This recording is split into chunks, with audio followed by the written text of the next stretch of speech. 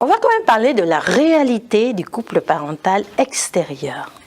D'accord? Et après, on regarde comment on part de cette réalité, parce qu'on part de quelque part, on ne peut partir que de notre réalité, et comment on arrive à cet endroit-là.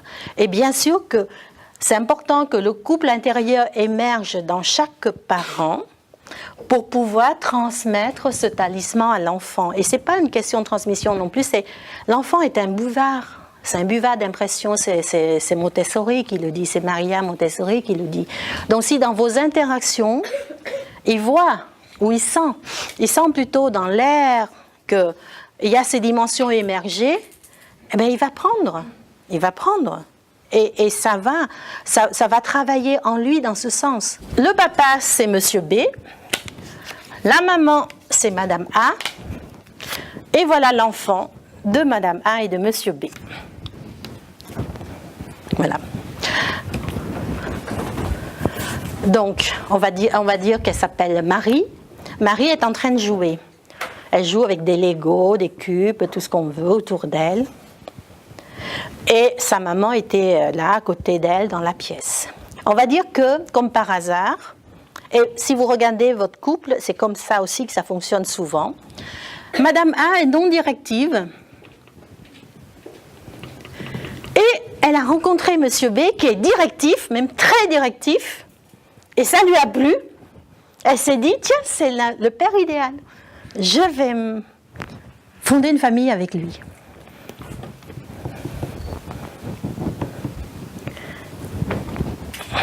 Et c'est là où si vous voulez, le thème du couple parental intérieur est le thème de la complémentarité, mais en même temps de l'opposition, de caractères opposés, du féminin et du masculin, on le retrouve sans arrêt, concrétisé, illustré par des tempéraments, des caractères très opposés dans le couple et dans le couple parental. Et donc, Madame A, qui n'est pas directive, laisse sa fille jouer, trucs comme ça. Monsieur B arrive avec plein de bonne volonté, il dit, mais tu sais, on imagine que Marie, elle marche sur les Legos, elle les jette en l'air, et Monsieur B s'assoit à côté de sa fille et dit, tu sais, les Legos, ça se joue comme ça, mais il est plein de bonne volonté, puis il lui montre, on emboîte les Legos, on fait des trucs. Et Madame A...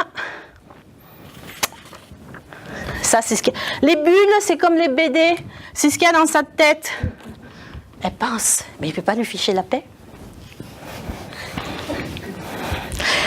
Et on imagine que si Marie est née, c'est qu'il s'est passé quelques années de vie commune, où elle a déjà essayé de faire comprendre à Monsieur B que franchement, il est un peu directif et que ça la dérange. Quand je travaille avec mes clients et qu'ils consultent pour ça, on s'aperçoit au bout d'un moment que la personne qui est en difficulté, souvent, choisit un partenaire qui a des aspects du parent avec lequel il ou elle a été en difficulté. Et ce qui est très probable qu'à ce moment-là, non, c'est plus de Monsieur B qu'il s'agit quand elle dit « il ne peut pas lui ficher la paix », elle voit son père. Et qu'est-ce qui se passe à ce moment-là? C'est dans mon jargon, j'explique souvent à mes clients, c'est qu'à ce moment-là, dans cette pièce, il n'y a plus Madame A adulte qui est en interaction avec Monsieur B, mais il y a une petite fille, Madame A enfant. Madame A enfant revient et qui dit à son père, mais arrête de m'embêter, arrête d'être directif. Arrête d'intervenir sans arrêt dans ma vie, fiche-moi la paix. Ça va jusque-là? D'accord? Et qu'est-ce qui se passe pour Monsieur B, qui est dessous là? Je vais le faire sortir un peu là. Qu'est-ce qui se passe pour Monsieur B? Eh bien sûr qu'il n'est pas content. Et il peut penser, elle ne peut pas me ficher la paix. Mais je m'occupe de ma fille. Je joue de ma fille de ma manière, jamais contente. Et ce qui est probable aussi, si je propose à Monsieur B de descendre dans sa contrariété, de ressentir ce qui se passe, il va découvrir qu'il a eu ce genre de relation avec sa propre mère. Et d'entendre Madame A lui dire Non mais laisse-la tranquille. Il a l'impression d'entendre sa mère lui dire « fais ci, fais ça, ne fais pas ci, ne fais pas ça, c'est comme ça que ça doit être fait, machin. » Et dans mon jargon, je dis qu'à ce moment-là, dans la pièce, il n'y a plus d'adultes, il y a deux enfants qui vont argumenter, se balancer, mais des arguments très solides et très bien sur l'éducation de l'enfant, comment il faut éduquer, comment il faut faire. Deux enfants. Il n'y a plus de parents. Mais en fait, l'histoire, c'est de dire que la réalité du couple parental extérieur, c'est que dans nos interactions, quand il y a difficulté, quand il y a conflit, il n'y a plus d'adultes. Il n'y a que des enfants qui se disputent.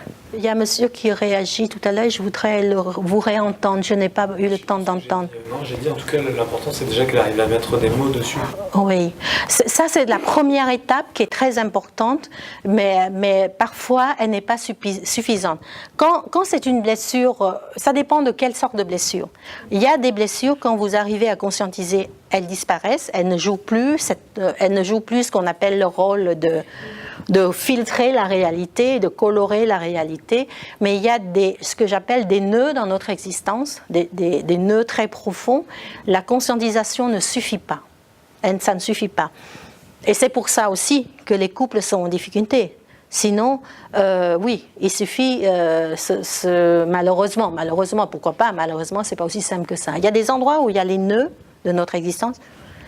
Vous avez beau conscientiser, quand le partenaire il fait ce truc-là, ben on s'énerve quand même. Je vais toujours reproduire le même mécanisme. Ça veut dire que dans le cas de Madame A, elle peut se dire au calme, on imagine qu'elle entame une thérapie au calme avec son ou sa thérapeute, elle dit oh, ça y est, j'ai compris pourquoi il m'énerve quand il intervient comme ça avec Marie, ça a une relation avec ma mère, mon père, tout ça.